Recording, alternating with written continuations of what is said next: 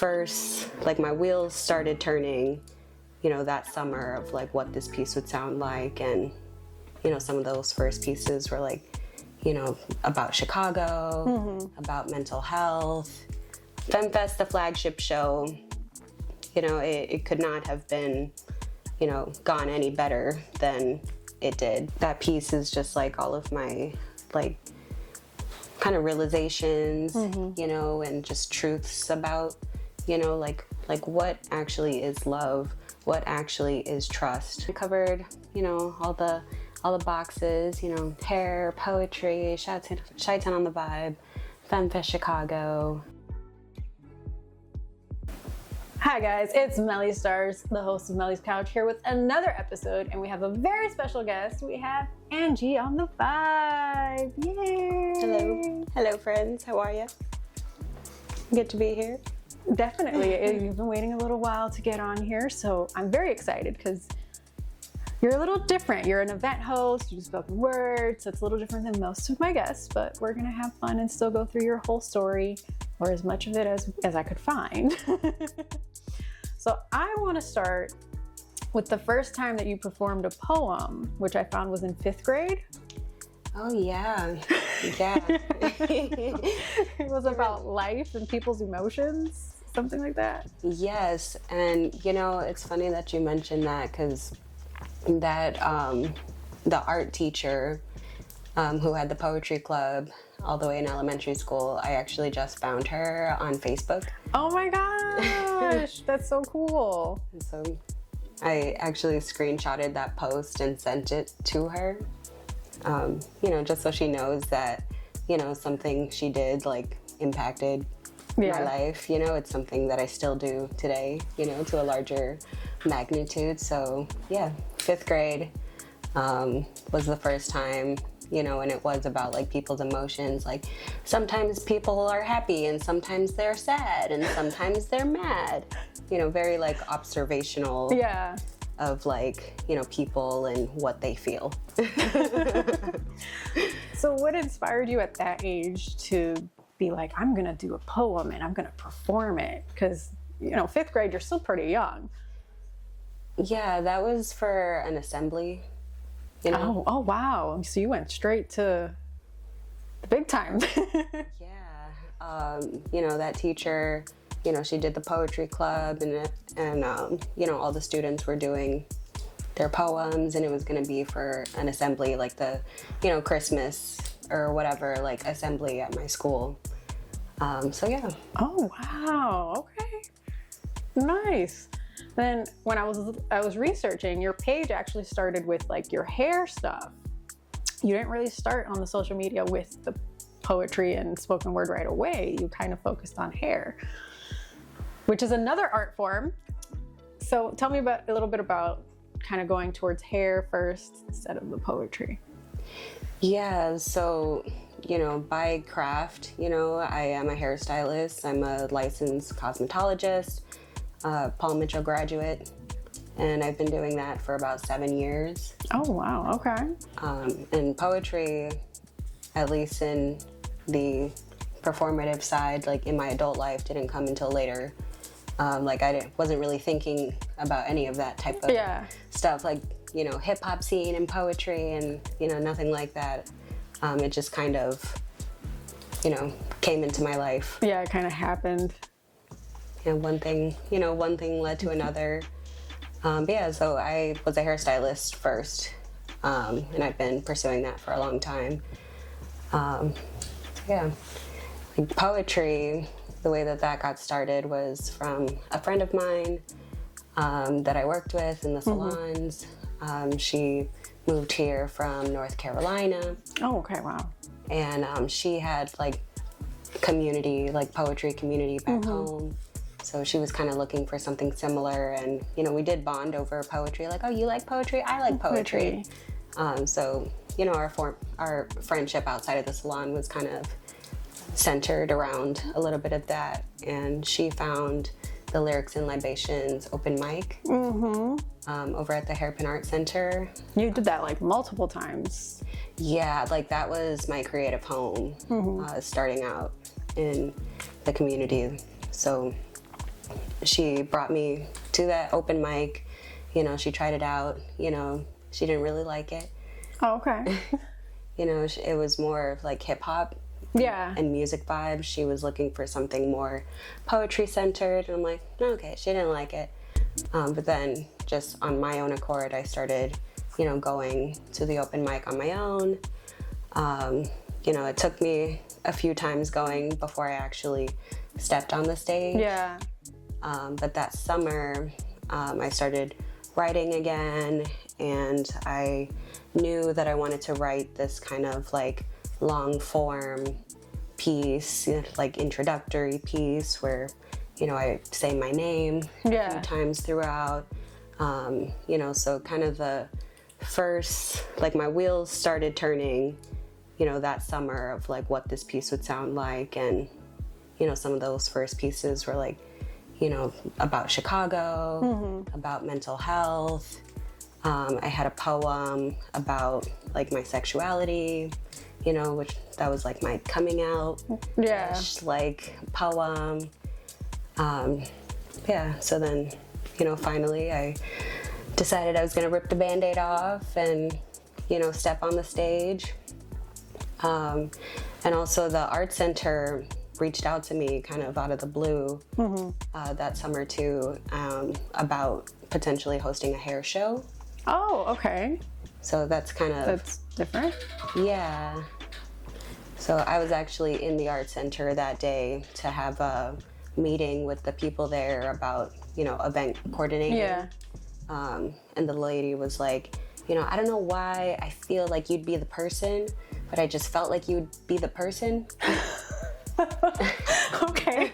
And I'm like, okay, like you summoned me and I am here, and I did have like some vision boards, from like 2020, like in quarantine, like just me writing in my notebook about like, different showcase type ideas. But she called me in specifically to host a hair show, and it happened to be a Wednesday when they had the open mic. So I'm like, I'm gonna do it. All right, I'm gonna do this. So went up, did the thing, I got adopted by the people in the community. And it's just kind of history from there. How did it feel finally like showing people your art, finally getting on stages? Up to that point you weren't publicly like doing all of it. You weren't on a stage. So getting on stage for the first time, how was that? It was kind of nerve-wracking, but I felt good, I felt like that was the thing I meant to do. Well, that's good, because now you do it pretty often, because aside from lyrics and auditions, you do a lot of like open mics and shows and stuff like that. Is it intimidating? Because sometimes the shows that you're doing are like more music centered or even just specifically hip hop centered. So is it intimidating going into these spaces and being like, I'm doing spoken word, I'm doing poetry? Like, I think it definitely can be. One thing I've struggled with is like, getting the people's attention. Like, pardon me, excuse me, guys. I'm gonna speak. And there's been plenty of moments of like, hey, respect the mic, respect the mic, But then when I do speak, I feel like the people understand, A lot of rappers, musicians will say that they started with poetry and then they made music later. A lot of female artists as well, have a similar story. So, I don't really feel like there's been too much of like, you should be over there and not here. Yeah. But there is a difference, like I have been in more poetry focused stages before too. And I feel like that can almost be a little more intimidating. Oh, really? Because I'm like, these people are like writers for real. They know what they're doing. You know what you're doing too. Yeah, and I would say like in the poetry spaces, the way that my words hit their ears, like, oh, I get it. It sounds like music. Or like, oh, I get it. That, say it with your chest, Kevin Hart. Ha ha ha. And I'm like, oh my God. So I'm like, okay, all right, people. you know, but then in the hip hop spaces, it's more hype. They're like, okay, say that. So do you prefer poetry spaces or hip hop spaces, like performing yourself? Because the reception is kind of different. Yeah, I would say like, you know, I'm kind of partial to our little neck of the woods over here, like with the music people, you know, like that's family, that's home. But I'm just honestly down to be anywhere where I can say my words. Yeah. That's awesome. So you also host events. You went from, you know, being in spoken word and being on stage, but you also host and you have FemFest, which you did the first one was at Hairpin in 2023. So what kind of inspired you to do your own event? Well, so, you know, the Hairpin brought me in to host a hair show. Yeah. So I was kind of putting my brain together about how that would look, and I wanted to take it very serious because it is, you know, correlated to what I do for an actual living. So wheels were turning for that, but then I'm like, well, then maybe I should have like a trial type of show. Yeah. And the one thing I noticed, you know, stepping into the open mics is that it was mostly male dominated. Yeah. You know, like, you know, mostly guys, you know, and then the chicks that would go up on the stage and do this stuff, they seemed kind of nervous and maybe a little discouraged. So I wanted to, you know, kind of do something centered around like female stuff, you know, because prior to hosting events, I was like a friend group builder. Oh, okay, yeah, like the glue kind of. Yeah, so I was already kind of doing like parties for my friends, you know, getting people together, like girl gang, girl Okay, groups. love that. So I felt like that was kind of like my personal touch. You know, like let's do something chick related. Yeah. So Female centered. yeah. Instead of male centered. Yeah. So it was actually going to be a Galentine's Day little shindig. But then, you know, I brought on a collaborator. Shout out to Sarah Doobie. Shout out to you. You know, I came to her with the idea and she was like, well, actually, this is kind of, you're touching on like movement territory. It gets a little political, so maybe it shouldn't be like a cutesy Valentine's Day affair. Maybe it should be more of like a femme fest. Like she felt like there was a lot more opportunity to make it something more grounded and serious. Okay. Yeah, so she kind of, you know, took my cloud of ideas and kind of consolidated everything, and, you know, even down to like the spelling. Yeah. She's like, femme should be spelled this way. Like, that's just how I feel like it should be spelled. You know, I'm like, okay. Okay. You know, you have the ideas. You know what you're talking about. I guess let's go. Let's do it. Yeah, and she had experience, you know, hosting different things and like community building in other cities that she lived in. You know, and she's good with the spreadsheets and, you know, all of that side. So I would say I kind of took on the, you know, creative direction side of things, and she took on a lot of the project management. Yeah, the behind the scenes kind of stuff. Yeah, and then we had a third person, shout out to Miss K, you know, another amazing artist. She took on kind of the operations side of things. So she was like handling the, you know, picking up the prints and putting posters up and, you know, things like that. So I would say, you know, that was kind of our little like trifecta there. And then we had the backing of the Hairpin. You know, shout out to Rock Minds, Day and Mai, you know, shout out to Bector, you know, all the people from the Hairpin Art Center who just like believed in what we were up to, you know, Fury Hip Hop, you know. So that was FemFest, the flagship show. you know, it could not have been, you know, gone any better than it did, like for a first time showrunner. That's awesome. And then after that, you did more like FemFest themed stuff. You did Femmes for Peace, Heal Palestine, sorry. So what inspired you to go from FemFest to Femmes for Peace? Because that one, you know, how we were just saying like, oh, well, maybe we shouldn't have it so political. Palestine is a little bit more on the political side. So what really inspired you to be like, hey, I'm going to use FemFest and take it there, you know? Yeah, so, you know, FemFest was meant to be a yearly showcase.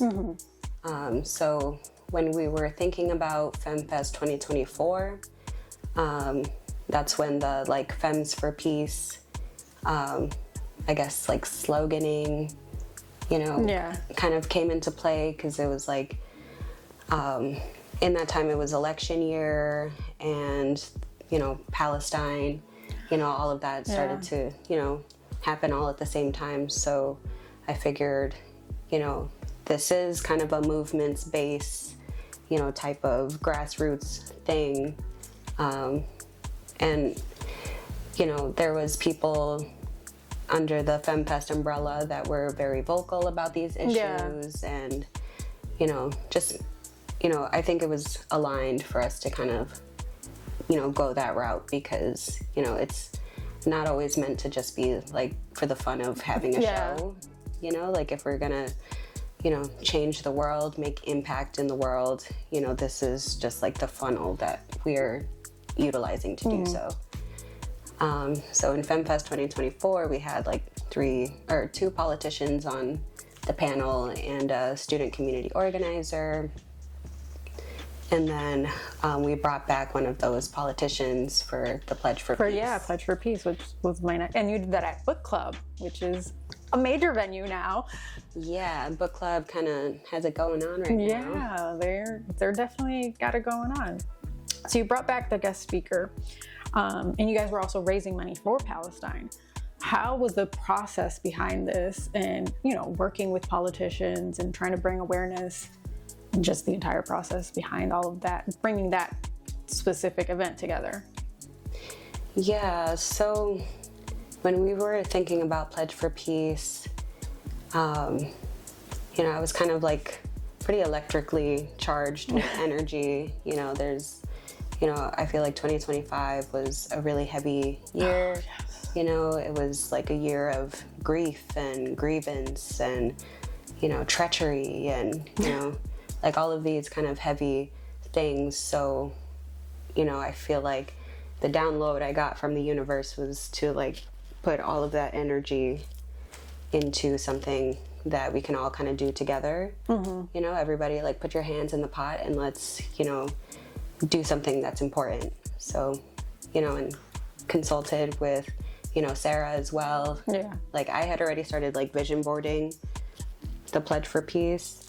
And then, you know, spoke to Sarah on the phone and she was like, Palestine, we need to do something. I'm like, I already got you. already working on it. Yeah, so for the Pledge for Peace, you know, we teamed up with, you know, Dream Street and Tomorrow Gang and Popular Demand and of course the Book Club, and all together ended up raising over $1,000 for the cause. Oh wow, that's awesome. That is awesome. And you guys had performances too, right? I think. Yeah, we had 9 headliners.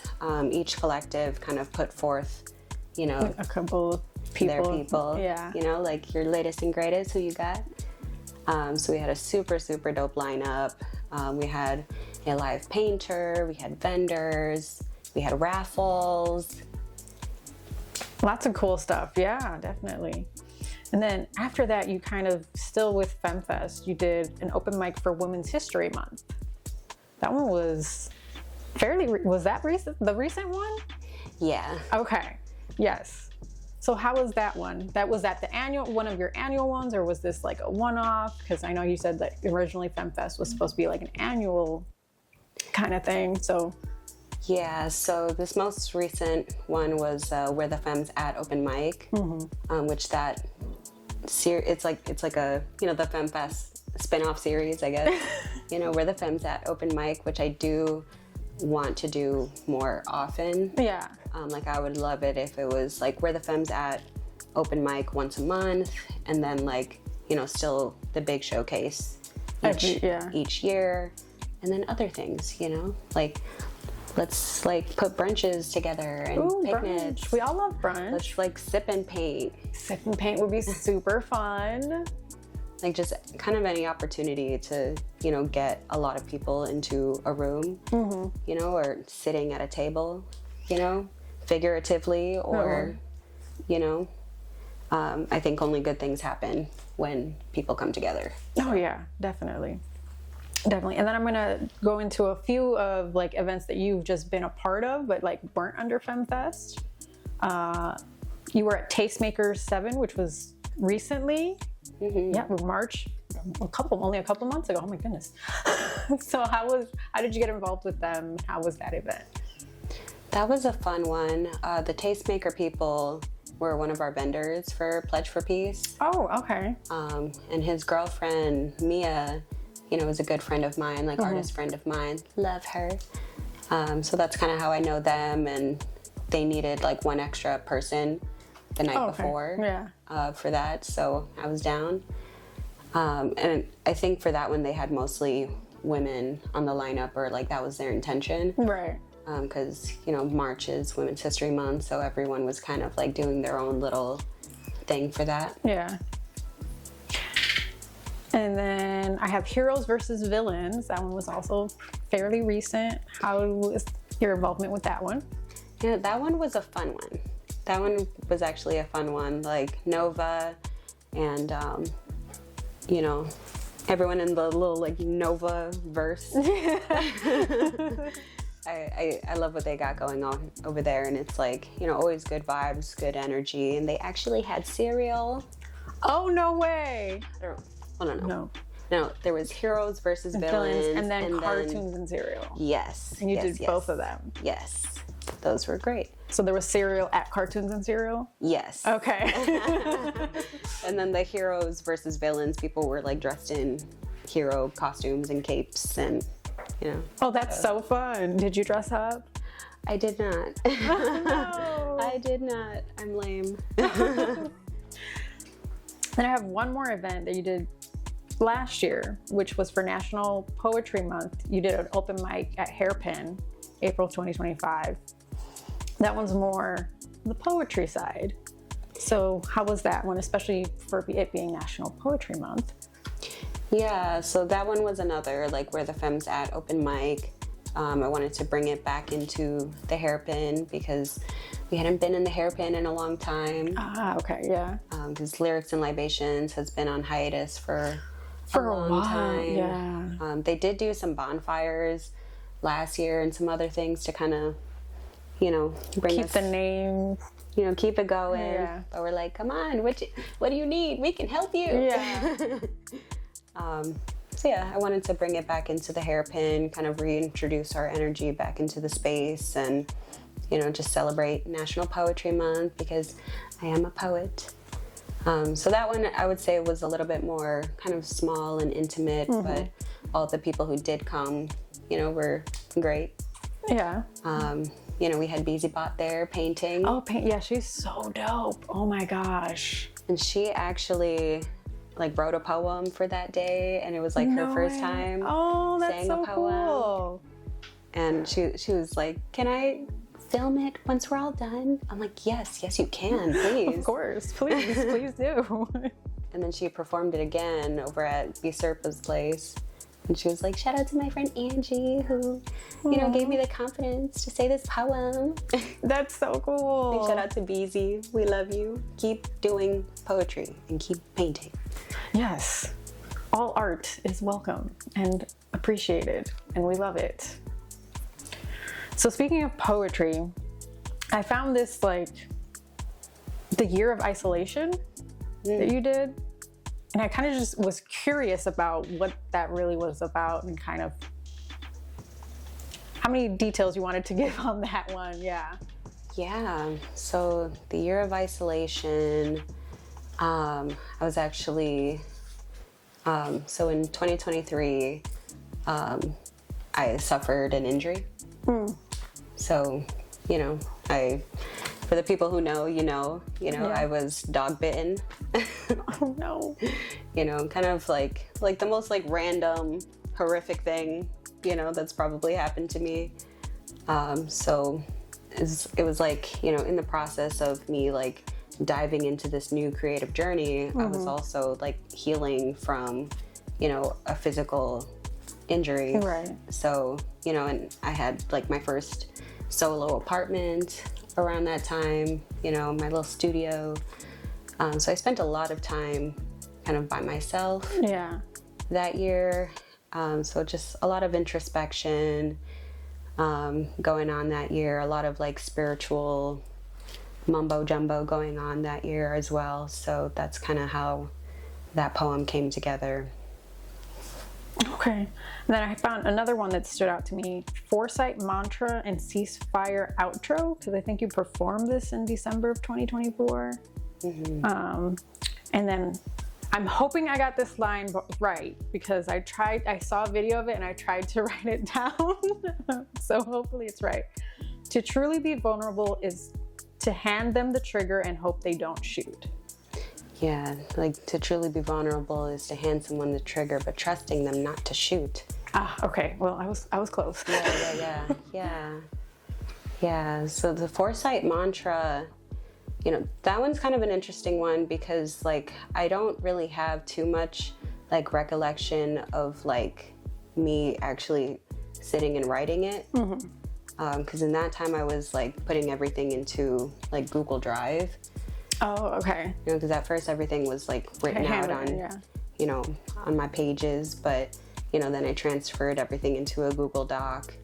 So I think the first draft of that was like put into the Google Doc and, like refined itself over time and sequenced it. But, I don't really have like, the memory of me like physically writing it.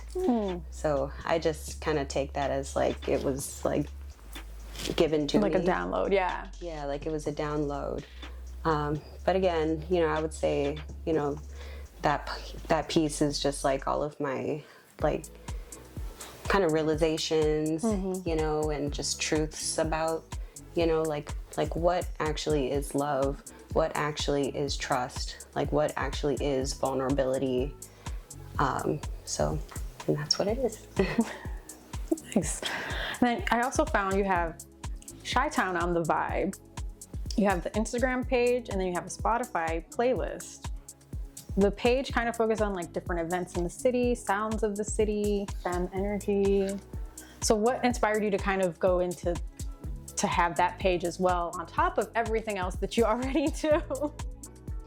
Yeah, so like Chi-Town on the Vibe and FemFest Chicago were actually both vision boarded kind of in the same thing, and they kind of like split into two different ideas. Like, oh, okay, gotcha. Yeah, so there was like a whiteboard that I had, and filled it top to bottom of Chi-Town on the Vibe and this, that, and the fourth, like all the Chicago things. Like I want to do artist interviews, and I want to put this type of design team together. So consolidated all those ideas, and then they kind of split into two different things. So FemFest is like specifically the FemFest shows, right? And the artists. But Chi-Town on the Vibe is more like promoting other people's music and events, kind of like a blog page documenting our little neck of the woods over here. Definitely. So how do you choose which events and like which people to kind of promote and stuff on that page? Because you're at like a lot of events. Yeah, so like I'm gonna always kind of be partial to my closer, my little my close people, but if anyone wants their events promoted, I always encourage them to just like send me the flyer, send me a description, and I'll throw it up for you. And then just like networking, you know, like on that page I follow a lot of the accounts, so I just kind of like peep, you know, who's doing what and repost, and you know, I feel like I'm kind of a avid like not analysis, what's the word I'm looking for? Not fan, not follower, no. Oh my gosh. I'm trying. Sometimes like saying it out loud, it helps me get to the word. And supporter. Just I try my best to pay attention to all the things that are going watcher, but like there's a word. The word we're not getting. Spectator, maybe.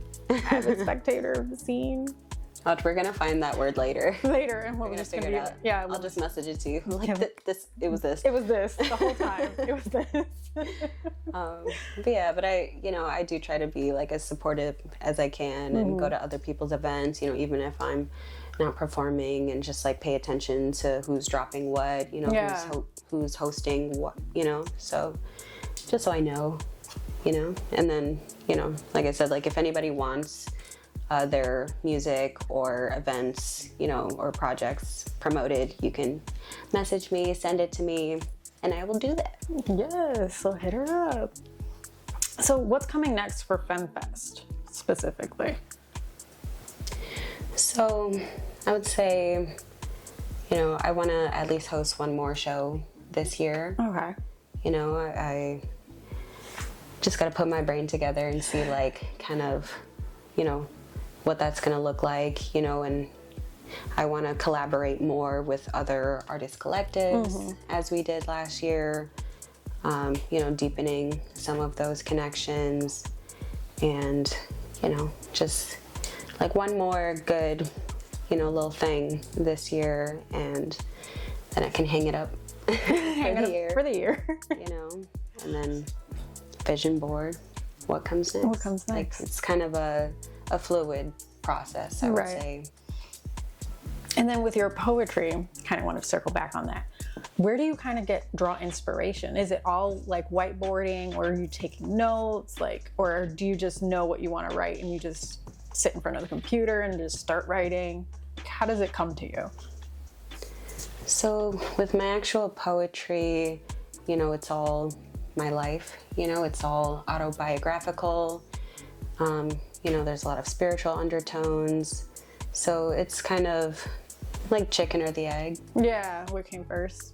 Yeah, like it's, you know, again, kind of a fluid and organic process. Like, you know, I live life, and, you know, things happen, and, you know, I kind of, you know, take the time to introspect and all the things, and then stream of consciousness will start to flow.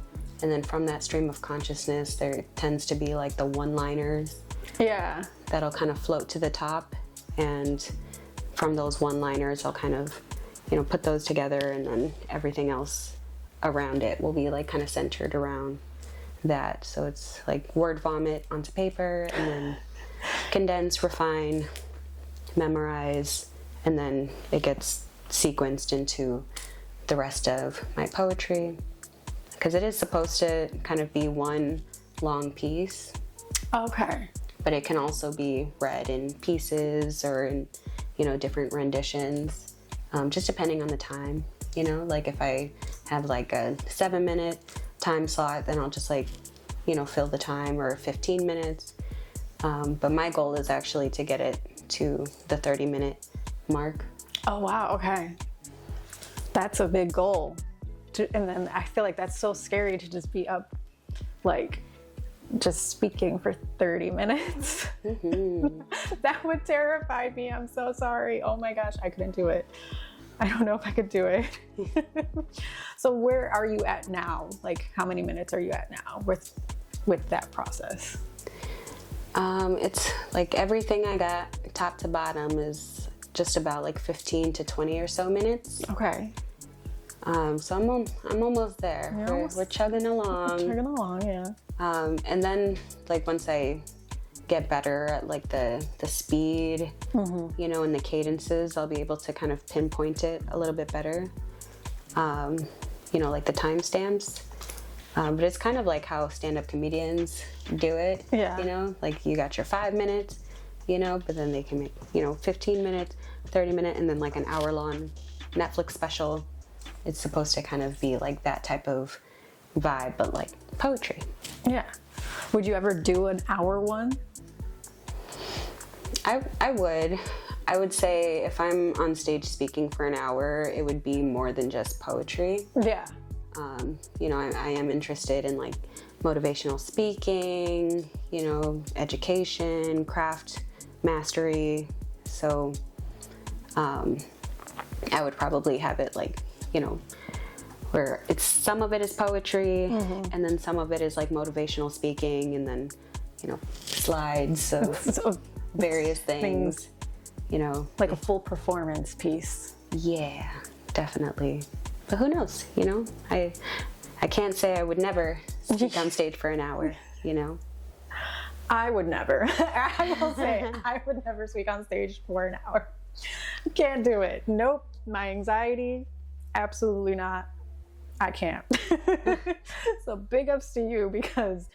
You know, they say that, like, public speaking is, like, the #1 fear. Yeah, I can see why, because no. Even thinking about it has me all, all flustered. So you mentioned motivational speaking. Have you done any of that, or is that just a goal kind of right now?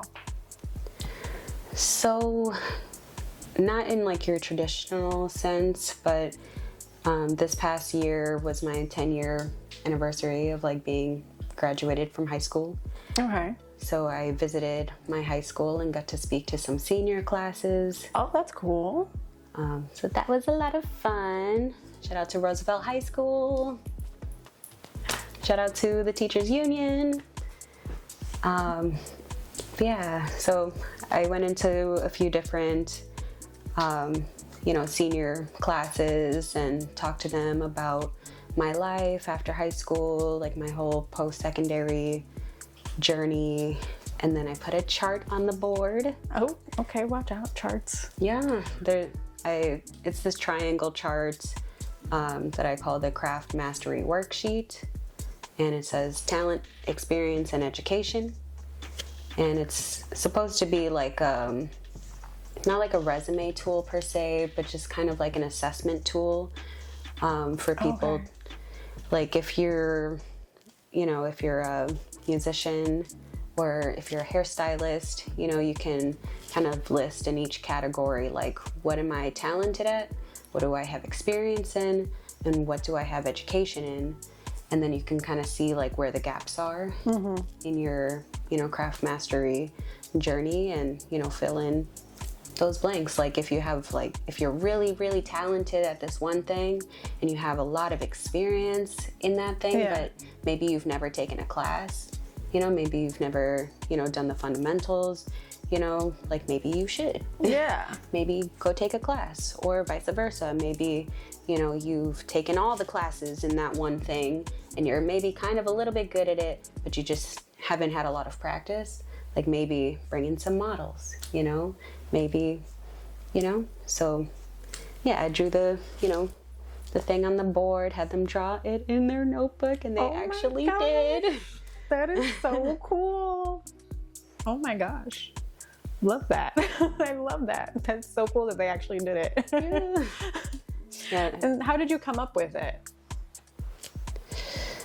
I would say, again, just like another, like, just kind of download. I would say, like, I would say back in, like, 2019, I, like, wrote in my notebook, like, that I want to learn about triangles. Just because I felt like, for some reason, like, triangles are, like, important.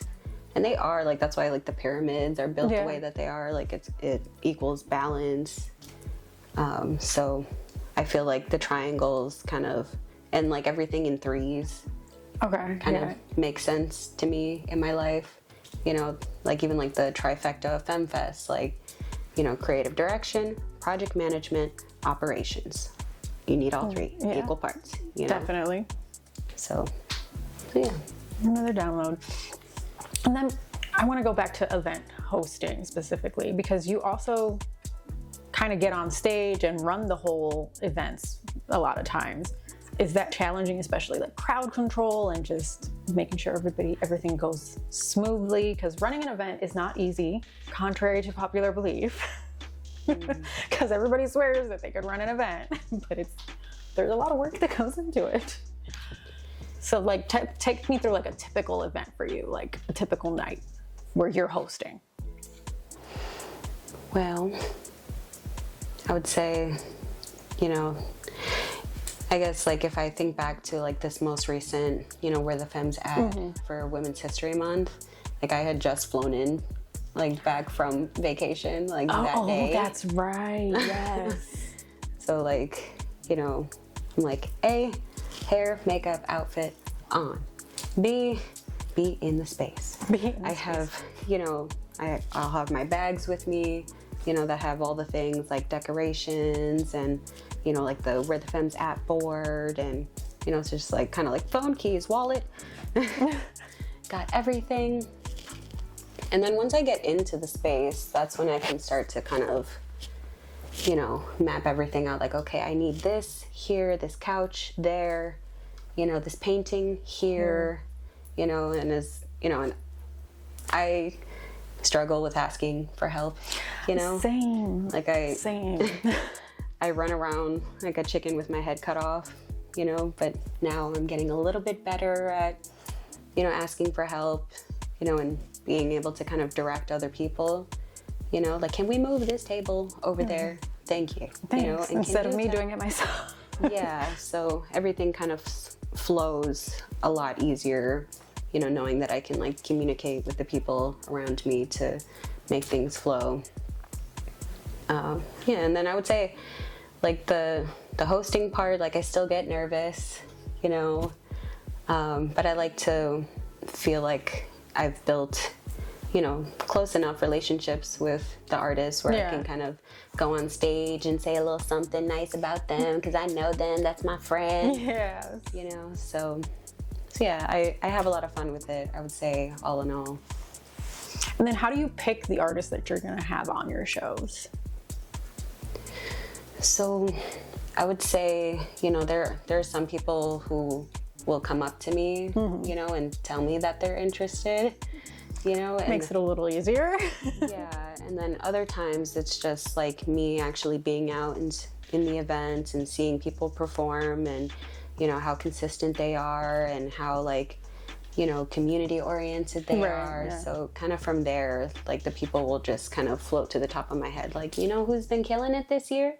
This person, and this person, you know. But then I ask the people around me as well, like, who, you know, this is who I was thinking, and then they tend to kind of put someone else forward as well, like, hey, but this person, you know. Yeah. So it's a collaborative effort for sure.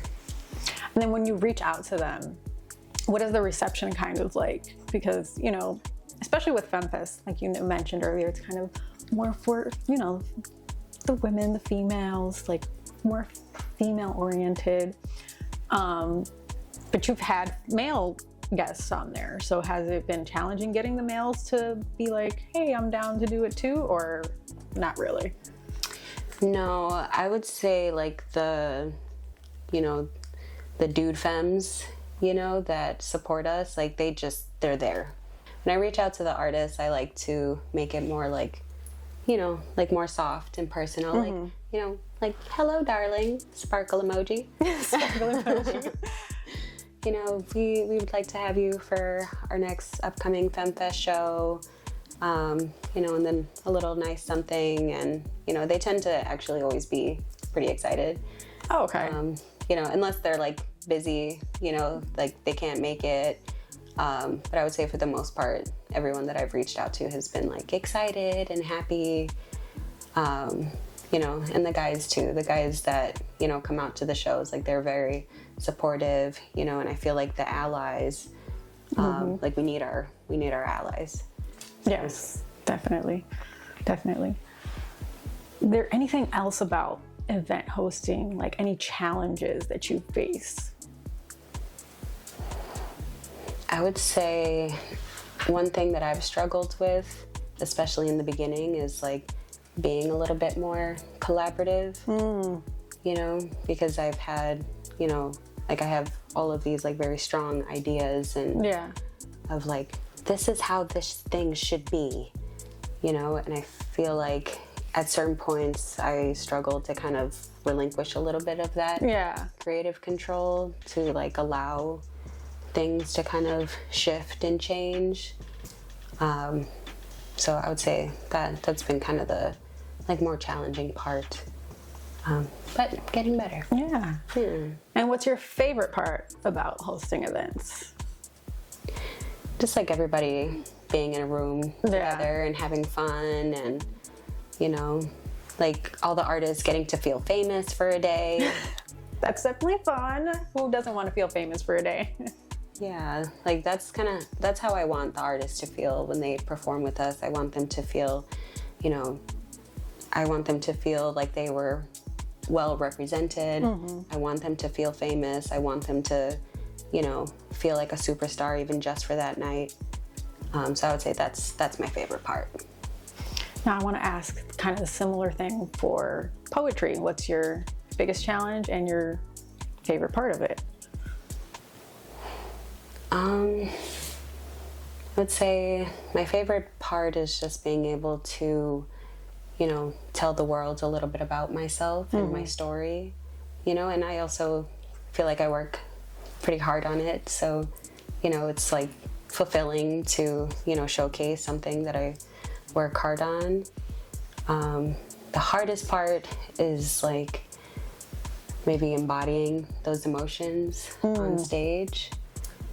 Because I've spent so much time like, you know, perfecting and refining the, you know, the cadences and the wordplay, and you know, I think now I kind of want to like revisit some of, you know, those emotions from those stories, so I can really like, you know, convey that message to the people, because it really is like my real life, my real story, my real experiences. So not everything has to be so buttoned up and sharp. Like all uptight and stuff. No, you gotta give the emotion, because you had the emotion when you wrote it and when you went through it. And then I found a couple of miscellaneous things. Not sure if you'll remember these. You modeled for Loverboy visuals. I did, yeah. That was at Mastermind Studios. That's over in the Belmont Cragen area. Okay. And I wanted to do a photo shoot. At that time, I had worked with a few different photographers, you know, just like I did like a hotel shoot. But the Loverboy visuals shoot that we did was about rage. Oh, that's fun.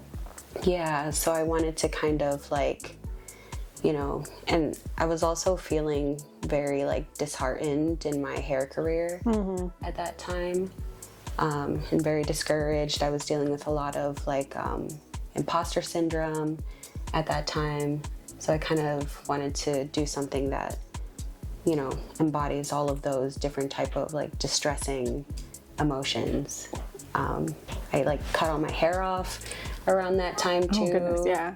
So I had gone from like my big lion mane to like being bald, you know, and then I like lost my Instagram account. So it was kind of like identity crisis, you know, imposter syndrome times. So, you know, and his work seemed really cool. So reached out, you know, went out to Mastermind. At that time, they had only been open for about 6 months. Oh no. Yeah. That's crazy. Yeah, so it was kind of like early days of Mastermind Studios. And now it seems like they're killing it. And like they worked with Chris Brown and all types of stuff. So yeah, I would definitely work with that person again. All right, and I have one more thing that I found. And you did makeup for a Lavender short film in 2022? Yes, I did. Yeah. That was a very fun experience. The Lavender short film it was done by this girl named Cassie. It was a DePaul film production, because DePaul has a really great like film department. So I actually found the Instagram page for Lavender Short Film, you know, and I thought it was kind of cool and funky, and I'm like, how do I get up in there? Yeah. And then I saw that, you know, one of my photographer friends followed the page, and I'm like, how does Anna know them? And then literally like the next day, she had reached out to me and she's like, hey, they need someone who can do hair and makeup, specifically someone who can do curly hair, specifically someone who can do ethnic skin. And I'm like, I can do all of those. Yes. Check. That is check. So like, again, like summoned, you know, manifested. Yeah. So yeah, that one was about a couple that was going through some fertility issues. You know, the wife had a miscarriage, and like he wants to try again, but she does not. Oh, okay. So That's a heavy topic. yeah, that one was a little bit heavier. It was like a 3-day film production, 12 hours each. And Wow. yeah, so I would like come in, and there was only the 2 actors in the entire film. So I would do their, you know, hair and makeup, but I mostly worked closely with the female, you know, actress. You know, so throughout the day, I would have to like switch her into her work look, or switch her into, you know, there was a baby shower scene, so like her baby shower look, and also kind of like, you know, soothing her through her emotions, you know, because like it is a heavy topic. So, you know, these actors actually kind of have to embody it, yeah. these emotions. So, you know, that was actually a really, really cool experience. And I got to work with that same crew for a second project, not doing hair and makeup, like just as an extra. Oh, that's cool. That one was called Lost Boys Pizza. It was kind of like a vampire flick parody type of thing. And that one was filmed at the like CineSpace in Chicago. So it was like a little bit more, you know, high production and everything. Yeah, so, that's cool. so shout out to DePaul, shout out to Cassie, Lavender Short Films, like the best like crew, you know, that I could have worked with. Awesome. So we've reached the end. Was there anything that I missed that you wanted to talk about that you didn't get a chance to talk about? What's coming next? This is your time for anything that I didn't bring up. No, yeah, I feel like we kind of covered, you know, all the boxes, you know, hair, poetry, Chi-Town on the Vibe, FemFest Chicago, you know, all of the things. I would say like, you know, just leaving us off on a like PSA, you know, because it is Mental Health Awareness Month. Yes. So just to, you know, like you know, pay attention to each other, you know, take account of each other.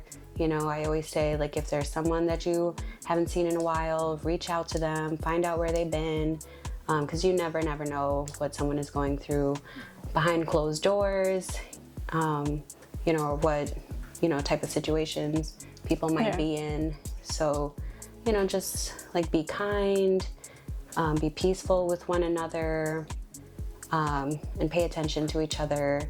And also, like, if you yourself are dealing with any type of, you know, mental afflictions, like, there's resources, there's community, there's people, so get help. And yeah, that's what I say. That's what I gotta say. So normally I have rappers on here and they spit a freestyle, but obviously you're not a rapper, you're a poet. So this is your time to give us a little bit of poetry, however, whatever you want to give us. It's your time to shine. I'll do, I guess, like some of the newer things. Yeah, We get something new. some chapter 4, 2025 stuff. Ooh. My womb weeps, it whispers, all time is divine. History doesn't repeat, it rhymes. But what if I told you? The lemons life gave you were limes, peripheral vision, grapevine. I am planted where I stand, the lore behind closed doors, movie scores, God's plan settle the score. I do not condone violence, emotional discord, dear Lord.